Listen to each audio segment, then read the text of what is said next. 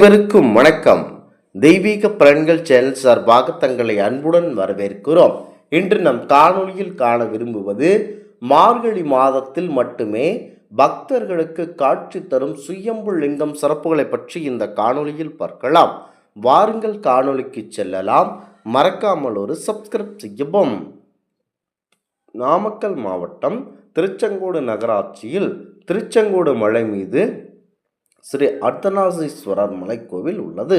இங்கு நமக்கு அருள்மிகு அர்த்தநாரீஸ்வரரும் தாயார் பாகம் பெரியாலும் அருள்பாலித்து வருகிறார்கள். இங்கு பலரும் அறிந்தீரான சுயம்புலிங்கத்தின் மர்மம் ஒன்று இருப்பதாக சொல்லப்படுகிறது. அதாவது மார்கழி மாதம் 5 மணிக்கு முன்பாக சென்றால் பிரிங்கி முனிவர் வழிபட்ட மரகத லிங்கத்தை நாம் தரிசித்து விடலாம். அதாவது மார்கழியில் மட்டுமே தான் இந்த மரகதலிங்க வழிபாடு செய்யப்படுகின்றன. மற்ற மாதங்களில் அதற்கு பதிலாக வேறொரு லிங்கம் வைத்து வழிபாடு செய்கிறார்கள். இந்த மரகத லிங்கத்தை காண்போருக்கு கஷ்டமில்லா வாழ்க்கை கிடைக்கும் என்பது ஐதீகமாகும். முன்பு ஒரு காலத்தில் ஆதிசேஷனும் வாயுதேவனும் தங்களில் யார் மிகச் சிறந்த படசாலிகள் என அறிந்து கொள்ள இருவரும் போர் செய்து கொண்டனர். அந்த போரினால் உலகில் பேரழிவுகள் ஏற்பட தொடங்கியது.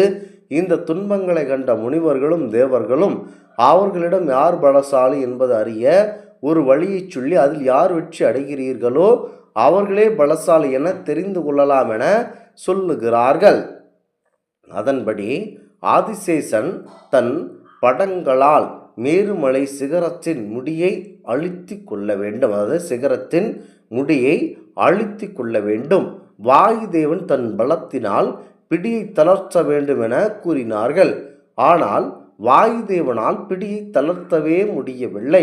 இதனால் மிகுந்த கோபம் கொண்ட வாயுதேவன் அவருடைய சக்தியை அடக்கி கொண்டார். இதனால் உயிரினங்கள் அனைத்து மயங்கி விழுந்தார்கள். இந்த பேரழிவை கண்ட முனிவர்களும் தேவர்களும் ஆதிசேஷனிடம் பிடியை தளர்த்த வேண்டும் என கேட்டுக்கொண்டார்கள். ஆதிசேஷனும் அவர்களுடைய சொல்லுக்கேற்றபடி அந்த பிடியை தளர்த்தினார். இந்த சந்தர்ப்பத்தை பயன்படுத்தி கொண்ட வாயுதேவன் அவருடைய சக்தியினால் அப்பகுதியை வேகமாக மோதி அந்த சிகரத்துடன் ஆதிசேஷனின் சிரத்தையும் சேர்த்து பூமியில் 3 செந்நிற பாகங்களாக சிதறி விழ வைத்தார். அதில் ஒன்று திருவண்ணாமலையாகும், மற்றொன்று இலங்கையாகும், மற்றொன்று நாகமலை, அதாவது நாம் கூறும் திருச்செங்கோடு மலையாகும். இவ்வளவு சிறப்பு வாய்ந்த நாகமலையில் பல அற்புதம் இருக்கின்றன. அப்படியாக ஒரு பிரிங்கி முனிவர் கைலாயம் வரும் நேரத்தில் சிவபெருமானை மட்டுமே வழிபாடு செய்துவிட்டு அவரது அருகில் இருக்கக்கூடிய அன்னை சக்தி தேவியை வழிபாடு செய்யாமல் விட்டு விடுகிறார். இருவரும் ஒன்றாக அமர்ந்திருந்த நேரத்தில் சிவனை மட்டும் வணங்கும் வகையில் வண்டு வடிவம் எடுத்து சுற்றி வந்து வழிபாடு செய்து சென்றார். இதனை பார்த்து கொண்டிருந்த உமாதேவியாருக்கு கடும் கோபம் ஏற்பட்டு விட்டது. சக்தியாக என்னை அவமதித்ததால் நீ சக்தி இழந்து போவாய் என பிரிங்கி முனிவருக்கு சாபமிடுகிறார். இதனை அறிந்து கொண்ட சிவபெருமான், உலகிற்கு நானும் சக்தி மேறு அல்ல, இருவரும் ஒன்றுதான். சக்தி இல்லையேல் சிவமில்லை, சிவமில்லையேல் சக்தி இல்லை என்ற கூறி உமையம்மளுக்கு அவருடைய இடபாகத்தில் இடம் கொடுத்து விட்டார்.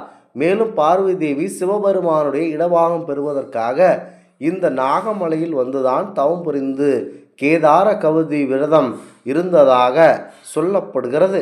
இந்த கோவில் கேதார கௌரி விரதமானது புரட்டாசி வளர்பிறை அஷ்டமி திதியில் ஆரம்பித்து 21 நாட்கள் கடைபிடிக்கப்பட வேண்டும். அவ்வாறு பார்வதி தேவி தவம் செய்யும் பொழுது சிவபெருமான் லிங்க வடிவமாக காட்சி தந்து மறைந்தார். பின்பு பார்வதி தேவியும் அந்த லிங்கத்திலேயே கலந்து கொண்டார். இந்த லிங்கத்தின் அருமையை அறிந்து கொண்ட பிரிங்கி முனிவர் மலையில் தனது 3 காலால் நடந்து வந்து லிங்கத்தை தரிசனம் செய்து வழிபட்டார். பிறகு தனது 3ஆம் காலை துறந்து இழந்த சக்தியையும் அவர் மீட்டு கொண்டார். அதன்படி லிங்கத்தை அவர் அங்கேயே நிறுவினார். அந்த லிங்கத்தின் சக்தியை அவருடைய சீடர்களுக்கு எடுத்து கூறி அதை மார்கழி மாதம் மட்டுமே எடுத்து அபிஷேகம் செய்ய வேண்டும். அதோடு சூரியன் உதயமாவதற்குள் எடுத்து பேழையில் வைத்து விட வேண்டும் என அவருடைய சீடர்களுக்கு கட்டளையிடுகிறார். மற்ற நேரங்களில் சாதாரண லிங்கத்தை மட்டுமே வைத்து வழிபாடு செய்ய வேண்டும் என அவர் கூறுகிறார். ஆகவே இவ்வளவு சக்தி வாய்ந்த லிங்கத்தை நாம் வழிபாடு செய்தால் நமக்கு கட்டாய மோட்சம் நிச்சயம். ஆதலால் மார்கழி மாதம் முடிந்தவரை திருச்செங்கோட்டில் இருக்கக்கூடிய அந்த லிங்கத்தை வழிபாடு செய்து சிவபெருமானின் அருளையும் பார்வதி தேவியின் அருளையும் பெற்று நம் வாழ்க்கையில் மோட்சம் அடைய வேண்டும் என்பது இந்த இடத்தில் புலனாகிறது. குறிப்பாக தமிழகத்திலேயே மார்கழி மாதத்தில் வழிபட வேண்டிய, சென்று தரிசிக்க வேண்டிய திருத்தலங்களில் ஒன்றுதான் பரம்பூர் திருச்செங்கோடு அர்த்தநாரீஸ்வரர் திருத்தலம். இந்த கோவில் நாமக்கல் மாவட்டத்தில் திருச்செங்கோடு நகராட்சியில் திருச்செங்கோடு மலையின் மீதுள்ளது. இங்கு மூலவர் அர்த்தநாரீஸ்வரரும் தாயார் பாகம் பெரியாளும் அருள்பாலித்து வருகிறார்கள். இறைவன் சிவன் பாதி சக்தி பாதியாக காட்சி தரும் அற்புதம் நிறைந்த திருத்தலமாகும். இங்கே கணவன் மனைவி எப்படி இருக்க வேண்டும் என்பதை உணர்த்துவதற்காகவே இந்த திருத்தலம் உருவானதாக சொல்லப்படுகிறது. இங்கு மார்கழி மாதம் மட்டும் குறைந்தது 5 மணிக்குள்ளாக கோவிலில் இருக்க வேண்டும். அப்பொழுது பிரிங்கி முனிவர் வழிபட்ட மரகதலிங்கம் வைத்து வழிபாடு நடத்தப்படுகிறது. மற்ற மாதங்களில் அதற்கு பதிலாக வேறு ஒரு லிங்கம் வைத்துதான் வழிபாடு செய்வார்கள்.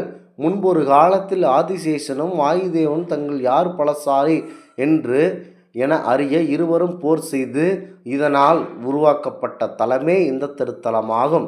முக்கியமாக இந்த திருத்தலங்களில் எவர் ஒருவர் வருகிறார்களோ அவரே முக்கியமாக பிரசித்தி பெற்று அவருடைய கஷ்டங்கள் நீங்கி அற்புதம் நிறைந்த வாழ்க்கை வாழ்வீர்கள் என்பது ஐதீகமாகும். முக்கியமாக பார்வதி தேவி இடப்பாகம் பெறுவதற்கு இந்த மலையில் வந்துதான் தவம் புரிந்து கேதார கௌரி விரதம் இருந்து இடப்பாகம் பெற்றார்கள். இங்கு கேதார கௌரி விரதம் புரட்டாசி வளர்பிறை அஷ்டமி திதியில் ஆரம்பித்து 21 நாட்கள் கடைபிடிக்கப்படுகின்றன. இந்த லிங்கத்தின் அருமை அறிந்த பிரிங்கி முனிவர் மலையில் தனது 3 காலால் நடந்தே வந்து லிங்கத்தை தரிசனம் செய்தது சிறப்பு. தனது 3ஆம் காலை துறந்து இழந்த சக்தியை பெற்றது மாபெரும் சிறப்பு. பின்பு அந்த லிங்கத்தை அங்கேயே நிறுவினார் என்பது அதிலேயும் சிறப்பு. பின்பு அந்த லிங்கத்தின் சக்தியை எடுத்து கூறி அதை மார்கழி மாதத்தில் மட்டும்தான் எடுத்து அபிஷேகம் செய்து பின்னர் சூரியன் உதயமாவதற்குள் எடுத்து பேழையில் வைத்து விட வேண்டும் என சீடர்களுக்கு கூறியது மாபெரும் சிறப்பம்சம். மீதி நேரத்தில் சாதாரணமான லிங்கத்தை வைத்து வழிபாடு செய்கிறார்கள். இந்த ஆன்மீக தகவல் உங்களுக்கு பிடித்து இருந்தால் தெய்வீக பலன்கள் சேனலை கண்டிப்பாக சப்ஸ்கிரைப் செய்து கொள்ளவும். மீண்டும் ஒரு நல்லதொரு காணொளியில் உங்களை சந்திக்கிறோம். நன்றி, வணக்கம்.